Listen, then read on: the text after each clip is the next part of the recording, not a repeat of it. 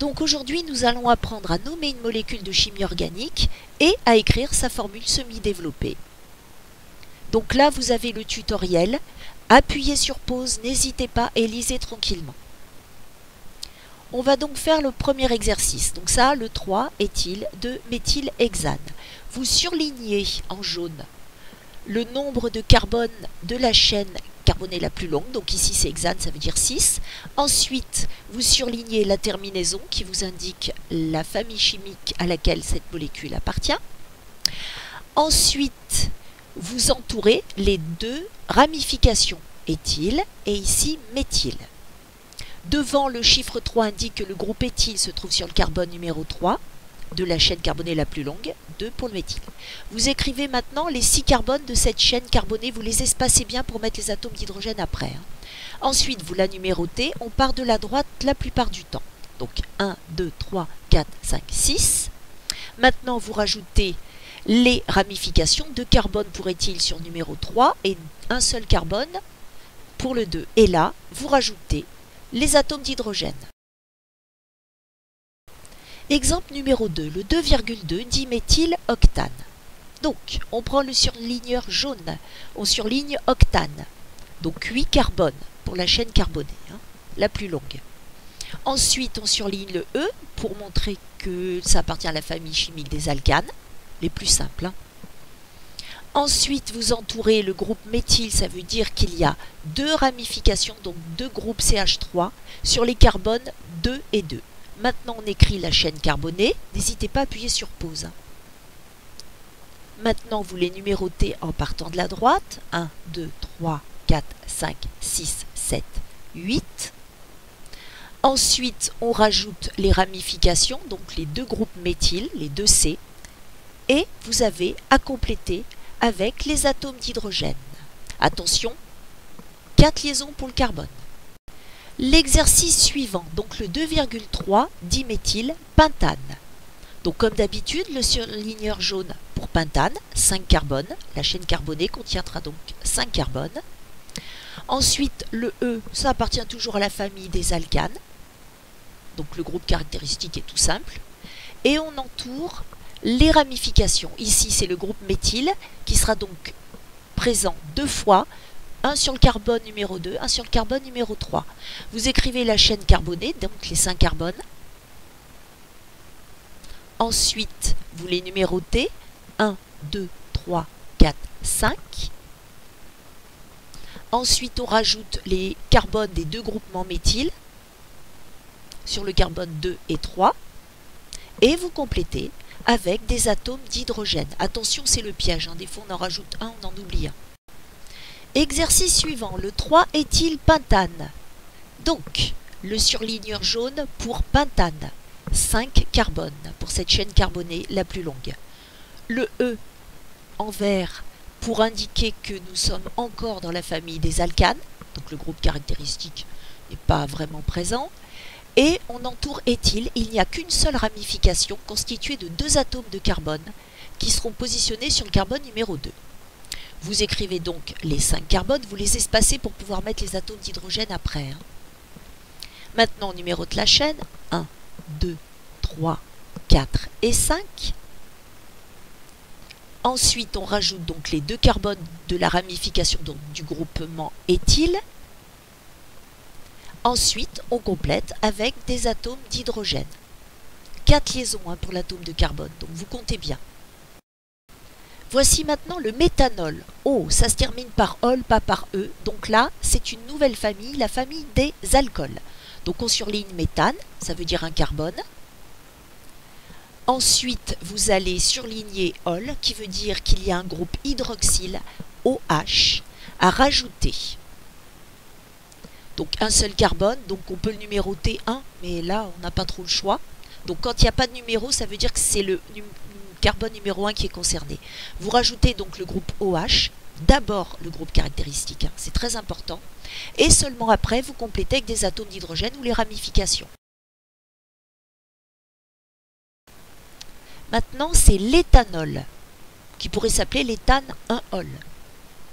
Donc comme d'habitude on surligne éthane, pour se rappeler que c'est 2 carbones, ensuite on surligne OL parce que c'est le groupe hydroxyle, donc c'est la famille des alcools.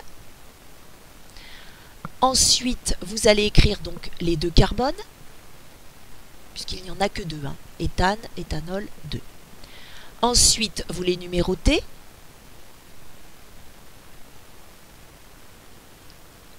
Maintenant, vous rajoutez le groupe caractéristique OH. Laissez de la place entre les carbones pour les atomes d'hydrogène. Et vous complétez avec les atomes d'hydrogène pour que chaque atome de carbone ait bien ces 4 liaisons, l'atome d'oxygène 2 et l'atome d'hydrogène 1. Donc maintenant, c'est le propane 1-ol. Donc comme d'habitude, on surligne propane qui veut dire 3 carbones. Ensuite, vous allez surligner donc la terminaison OL, donc le groupe hydroxyle, la famille des alcools. Le 1 signifiera que le groupe hydroxyle est sur le carbone numéro 1. Maintenant, vous écrivez les 3 carbones. Vous les espacez bien. Ensuite, vous les numérotez, 1, 2, 3, au crayon à papier, comme ça après vous pouvez gommer et vous ne confondez pas avec le nombre d'atomes d'hydrogène. Vous rajoutez le groupe hydroxyle sur le carbone numéro 1. Et vous n'avez plus qu'à rajouter les atomes d'hydrogène pour que tout le monde ait bien le bon nombre de liaisons. Maintenant, c'est le propane 2-ol. Donc, comme d'habitude, on surligne propane, 3 carbones. Ensuite, vous allez surligner ol, donc la famille des alcools, le groupe hydroxyle, qui sera donc sur le carbone numéro 2. Et c'est bien spécifié. Maintenant, vous écrivez donc la chaîne carbonée des 3 carbones du propane. Ensuite, vous allez la numéroter au crayon à papier.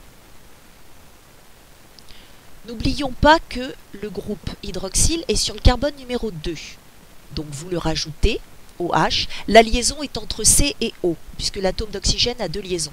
Et vous complétez avec le nombre d'hydrogène nécessaire.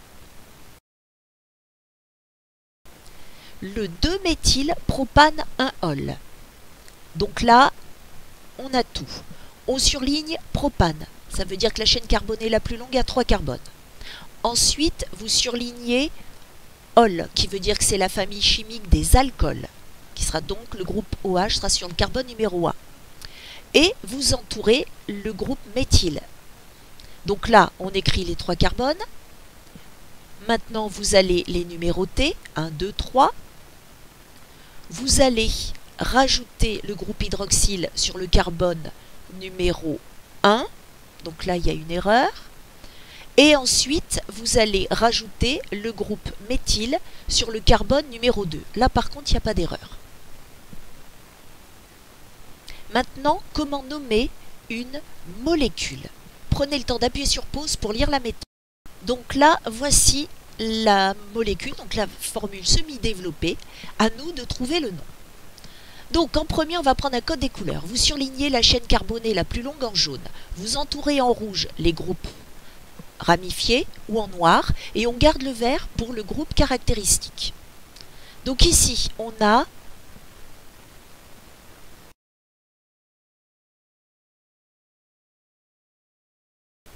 et oui, vous avez trouvé. La chaîne carbonée la plus longue, c'est le pentane. Ça se termine bien par E pour la bonne raison qu'il n'y a pas de groupe caractéristique.